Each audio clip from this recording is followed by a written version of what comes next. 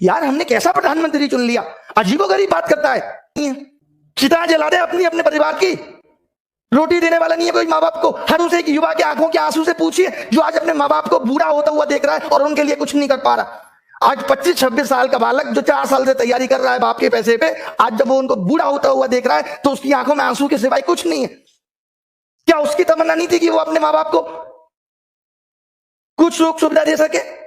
बताइए मोदी जी आपसे पूछता है, युवा पूछता है, भारत नहीं पूछ रहा, अर्नब नहीं हूं मैं, इनकी फैमिलियां नहीं है, इनका परिवार नहीं है, बट हार नहीं मानेंगे। मोदी जी ये देश आपका है तो ये हमारा भी है, हमने भी इस मिट्टी में जन्म लिया है, हम भी इस मिट्टी से प्यार करते हैं, हमारे अंदर भी देशभक्ति है, हम भी आपके उन फैसलों का समर्थन करते हैं जो आपने ठीक किए। बट जहां आप गलत हैं तो बोलेगी प्रजा। देख लीजिए क्या कहा था, चाहे अब्दुल कलाम साहब हो, किसी विद्यार्थी की सबसे महत्वपूर्ण जरूरी विशेषताओं में से एक है प्रश्न पूछना।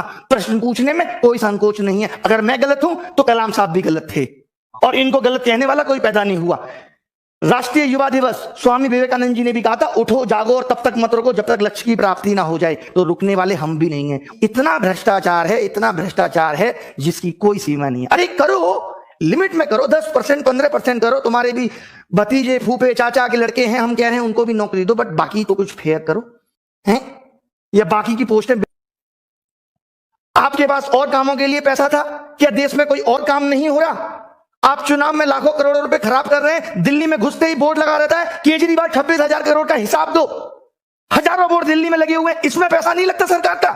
अबे केजरीवाल तुम्हारा कितना दूर का रिश्तेदार है, उसके घर जाके पूछ लो कि हिसाब दो 26,000 करोड़ का। इस बात को बोर्ड पे लिख के पूछने की जरूरत है? अजीब नौटंकी है तुम्हारी। दिल्ली के अंदर आप घुसेंगे, जब भी घुसेंगे तो हजारों बोर्ड लगे रहते हैं, केजरीवाल हिसाब दो। केजरीवाल तुम्हें हिसाब देगा कि रात को क्या कर रहा है, ये सब हिसाब तुमसे केजरीवाल मांगेगा। और मांगने तो फोन पे मांगो, तुम्हारे पास केजरीवाल का नंबर नहीं है। संसद में मांगो, विधानसभा के सत्र में मांगो।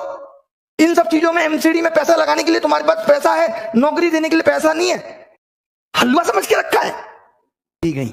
और अब अगर रोजगार पे बात नहीं हुई तो इस देश का युवा गले में बेरोजगार का पट्टा डाल के घूमेगा। जो ये मीडिया सरकार के कहने पे ये दिखा रही है कि सब कुछ अच्छा चल रहा है, ये बहुत दिनों तक नहीं चलने वाला। इससे सरकार का ईगो इतना बढ़ चुका है कि आज सरकार खुद को देश से ऊपर समझने लगी है। आप कितने भी आंदोलन कर लो, कितने भी प्रोटेस्ट कर लो, आपकी बात पे कोई ध्यान देने वाला नहीं है। और पूछता है भारत, अब युवा पूछता है कि तुम कब हमारी खबर दिखाओगे। अर्नब पूछता है युवा कि तुम कब हमारी खबर दिखाओगे। अगर आज इस देश की सेलिब्रिटी, आज अगर इस देश का न्यूज चैनल आगे बढ़ा है तो वो हमने बढ़ाया है। आज देश का 2.5 करोड़ युवा अगर परेशान है तो इंटू 5 कर लो, 12.5 करोड़ लोग उससे जुड़े हुए हैं। और उन सब के मोबाइल घर में जब टीवियों में ये चैनल डीएक्टिवेट हो जाएंगे तो उनको समझ में आ जाएगा कि हम क्या चीज हैं। हम नेटफ्लिक्स, हॉटस्टार सबको अनसब्सक्राइब करा देंगे इस युवा और उनकी फैमिली मेंबर्स के मोबाइल से। तब आपको हमारी ताकत के बारे में पता चलेगा। ये तो हमारी प्लानिंग का एक बहुत छोटा सा हिस्सा है। इसके बाद अभी क्या करेंगे आप सोच भी नहीं सकते। ये आंदोलन अभी इस बात पे है कि सरकार को बात करने के लिए विवश करना है कि रोजगार पे बात कब होगी। इस देश के अंदर शिक्षित होने के मायने खत्म हो गए। आप बताइए, बीटेक करके आदमी घूम रहा है, बीटेक के कोई मायने नहीं रहे, एमबीए करके बच्चा घूम रहा है। ये एसएससी या गवर्नमेंट जॉब में आपको मालूम है इतनी भीड़ क्यों आई? क्यों लोग सरकारी नौकरी के पीछे भाग रहे हैं? क्योंकि प्राइवेट में नौकरियां खत्म हो गई। और मोदी जी कहते हैं कि आप अपने मोहल्ले में नौकरी करो। आज जब मैंने ये वीडियो मोदी जी का देखा तो मुझे इतनी हंसी आई, मैं जरूर आपको ये सुनाना चाहूंगा। मेरा दिल है कि मैं ये वीडियो आपको सुनाऊं। आप देखें इस वीडियो को। ये हमारे मोदी जी और ये हमारे प्रधानमंत्री की कितनी बेहतरीन सोच है जिसकी कोई हद नहीं। आवाज सुन लीजिए, ये देखिए।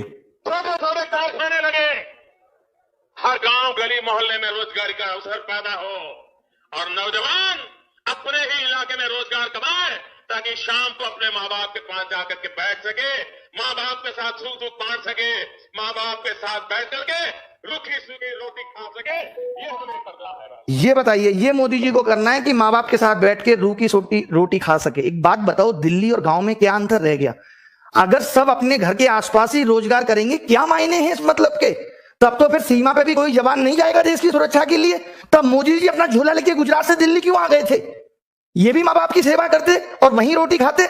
आपके को मैं 2 ऑप्शन देता हूं कि अपने गांव के आसपास 8,000 की नौकरी करके रूखी सोखी खाना पसंद करोगे, या 60,000 की नौकरी के लिए दिल्ली आओगे और 1 महीने में घर जाओगे और माँ बाप के लिए भी अच्छे वस्त्र लेके जाओगे। कौन सा ऑप्शन आप सुनोगे? कि अपने मोहल्ले में नौकरी ढूंढूं। क्या नौकरी ढूंढूं? मोहल्ले के सारे कुत्तों को पकड़ के और शहर छोड़ के आऊं? ये नौकरी ढूंढूं गांव में? बताइए क्या करूं? अजीब बात कर रहे हैं।